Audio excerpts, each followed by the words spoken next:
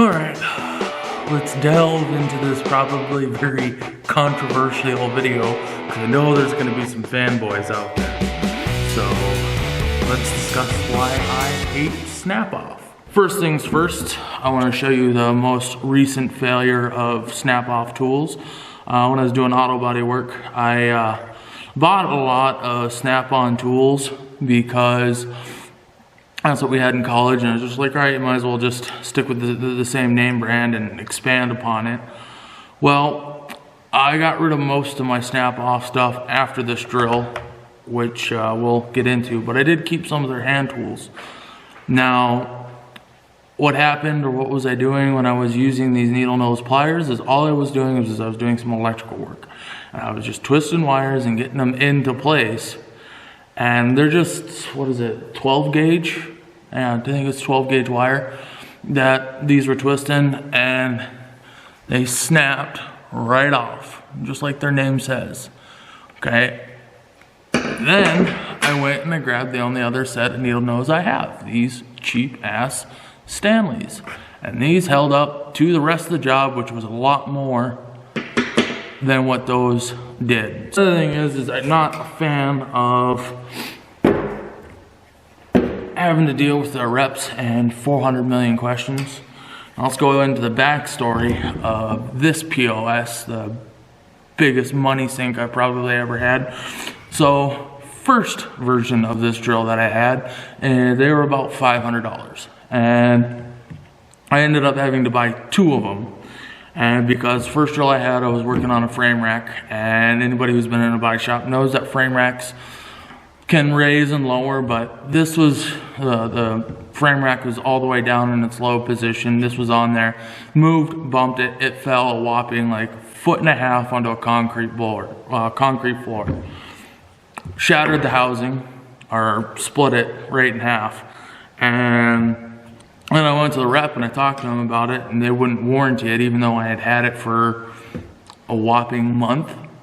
So forced me to buy another, I forget if it was another drill or he forced me to buy another battery. Either way, forced me into that before he'd warranty or do anything with this. Fast forward, I didn't use this for a while. Actual shop time, this had a whopping less than 50 hours of actual work usage on it.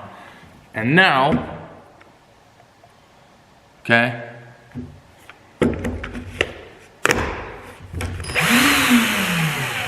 it works some of the time.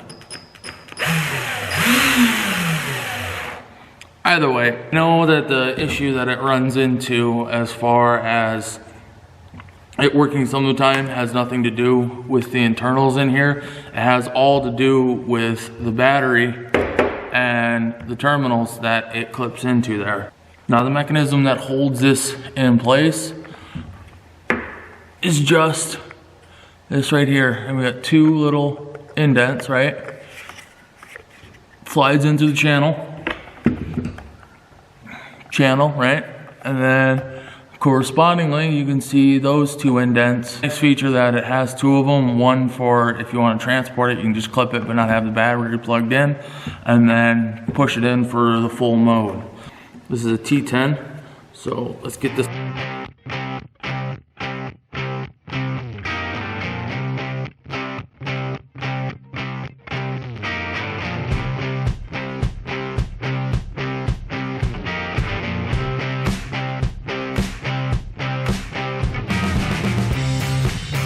You can see some grease that's in there. I can't really tell what it's like. It is cold in here, so, and we got some grease. Oh, framing, you idiot. Got some grease right there also. I'm assuming that came from right here, which is probably the gearbox. And we got our motor. We got our battery hookup right here. Looks like we got a magnet here. Now I know they use these to reduce electrical noise. See what else we got. So no ka-chunk in this for the actual 200-pound gorilla meets the tool switch. Looks like there's actually a fair amount of epoxy on here. These are actually soldered in place on an epoxy pot, I do believe, right there. This must be copper heat sink. There we go. In case you guys want to go get your jazz hand routine on. Switch from back and forth here and there. Just hooks up to this right here. All plastic. Decent indentations. I do believe, I'm probably wrong, but I do believe this acts like a potentiometer switch. And we got our motor here, comes apart there. Our motor, I think this is a brushed motor. Has to be. Camera doesn't want to cooperate, but I do believe this is a powder centered metal gear. Probably pressed onto the shaft would be my guess. Now let's get over here to the keyless chuck. You can see inside there we got satellite gears. How in the world? Okay, so right there on the side, that's our gear shift from low to high. That's going to be low, that's going to be high. Just a pin that I'm guessing slides back and forth. Trying to think about how this thing's going to come apart. Pretty sure there's an Allen key down there. I don't think you guys can see it, but there's an Allen key down there to remove that, and I don't know if I have something long enough for that. Let me go see. This guy, shell's actually fairly rigid, which might be part of the reason on why it snapped on me when it fell a whopping 1.5 feet. But I've seen other like brand name tools. I've personally dropped Makitas and I've dropped DeWalt's more than 5, 6, even 8 feet. I think the worst I ever did is I fell off a ladder at 12 feet and the tool hit the ground, was fine, picked it up, carried on, finished the job. But this is PA6, 30% glass fiber reinforced. That's what it says on the inside of the molding there. The dust shields located here in the back. It looks like there's pins, and they push these in and then melt the pins over the grating there. Looking at this, don't think it was doing that good of a job. There's dust all through here, and considering how little I use this drill, the amount of dust that's in here is disheartening, especially for the price tag. That's the tool. It looks reasonable. Again, the electronics, I mean, this all looks actually pretty reasonable. Some sort of heat shrink here. Well, maybe not. This might be some chafing protection. Looks like on the right here, can't get my camera to focus, but right down here, it looks like there's something through the way this is ran that's pinched on that line, and I think through extended use, this would be a wear point due to work hardening and then brittle, and then it would just snap off. And then again, we got a lot of dust. Got a lot of dust here around the switch, around our heat sink. Let's get into the battery. Okay, let's pull this out, see what this looks like. So that goes like that. Here's our indicator. Those must be LED lights. There's the little, button you'd push. So the insides of this, all around here, looks like they did a partial epoxy coating to prevent moisture ingress into the circuit board itself. There is a Phillips right here, and right here you could probably take those off to try and lift the circuit board, but you'll probably have to break these connections for the plate. I'm going to assume that these are done in series.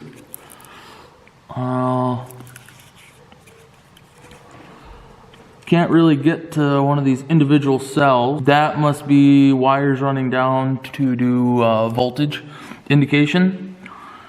Running back here, we got I'm assuming some sort of CPU control board that monitors everything.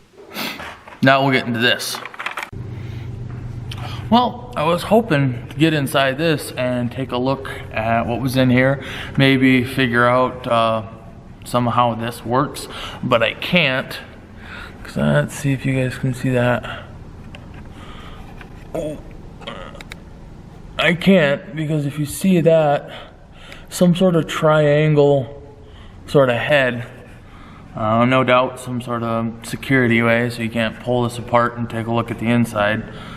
Alright guys, I know this is a little out of place from being out in the shop, but got this whole apart, took it down to my dad's, and I was having some issues, even though it didn't look like it in the opening clip of this, with you pull the trigger, it'd work sometimes, other times it wouldn't, yada yada yada. Anyways, took it down to my dad's, and we're looking at it, and he hooks it up, and yeah, it works, but the motor here, even though this battery said it was pretty well charged, was barely turning. Like, it's probably turning, I don't know, 50 times a minute, something like that, when it's probably should be doing 30,000, or I guess I don't know, I can't say for sure, but way slow. And he's like, oh, was it charged, yada yada.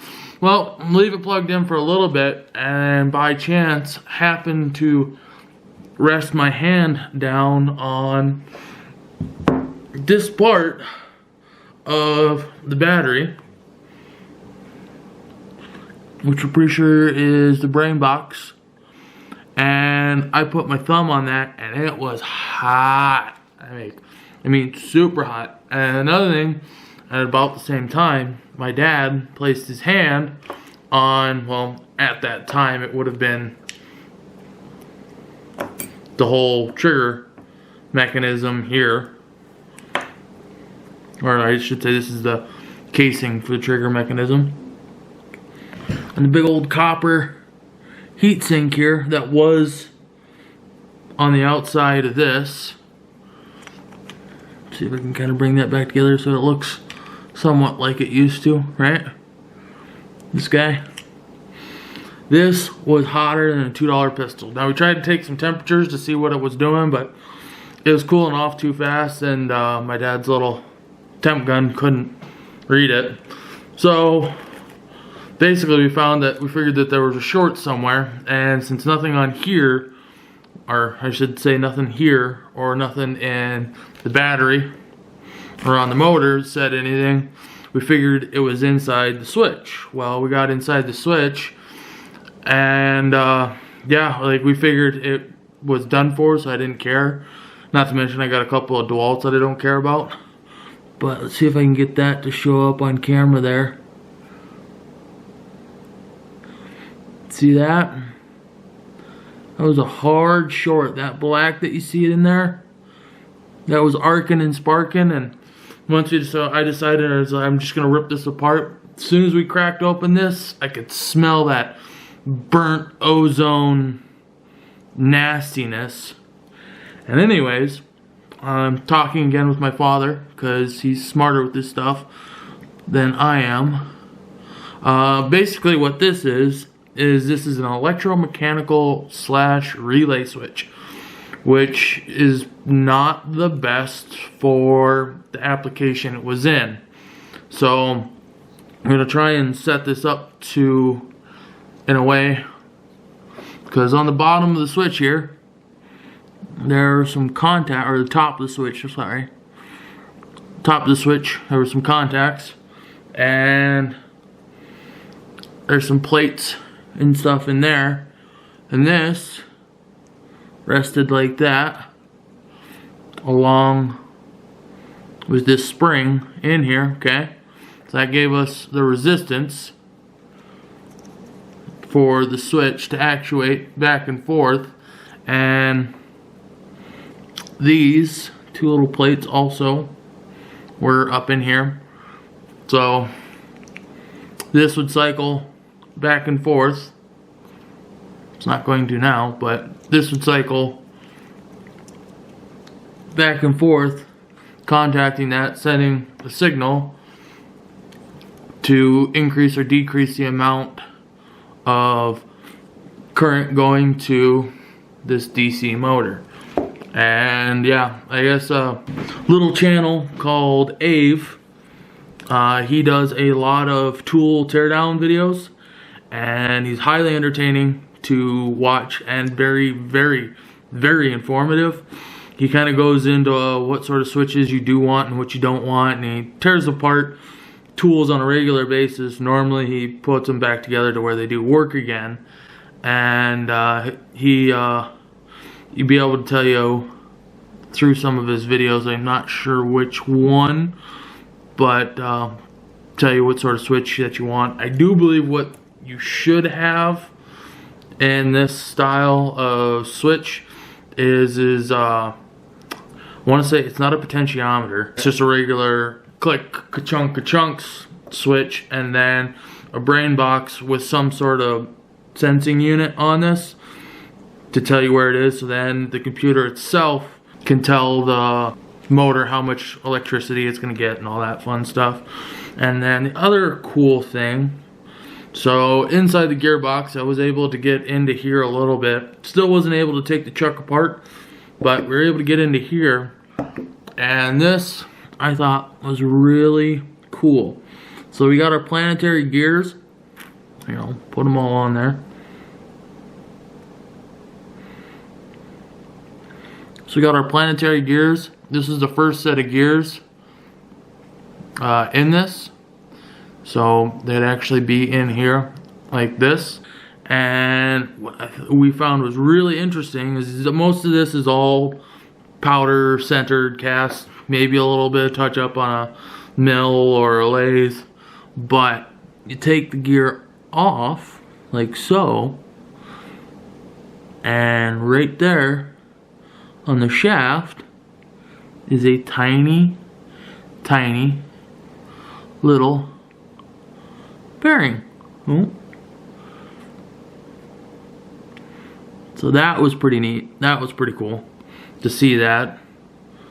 It's got to be a very expensive part of building this. So if you have one of these snap-off drills and you start having issues, as far as I can tell, your culprit's going to be this. This switch right here is going to be what fails on your $500 drill. Alright, so here's the first one that we took apart. Here's the newer one that I got. I'm looking at this, and actually, come to find out, they look basically identical. I don't see any real differences. I think the epoxy coating that they do over the surface here on the circuit boards on the older one was better. This one, it looks like they skimped out a little bit, pinching some pennies. And as far as the battery or the cells themselves, it looks exactly the same, except for we got a whole number here. See if I can get that up to you guys. There we go. So that's the cells that they are using for their batteries. Wish I could be a bit more informed and let you guys know more about this stuff. I'm learning as I go. I'll keep my eye out for some of those security things so we can maybe get into the battery charger. So yeah, hope you guys like it. Share with your friends. If you know more than me, feel free to throw a comment down there in the angry section. Help educate me. I'm trying to learn this as I go. That's why I'm an amateur metal guy. So yeah, like, comment, share. Y'all have a good day. Fabricable on.